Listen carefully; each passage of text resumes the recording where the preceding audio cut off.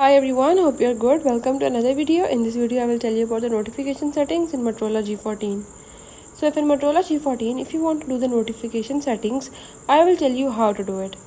Before I jump to the video, if you are new to my channel, don't forget to subscribe and press the bell icon. Now let's watch complete video, follow the steps and learn it.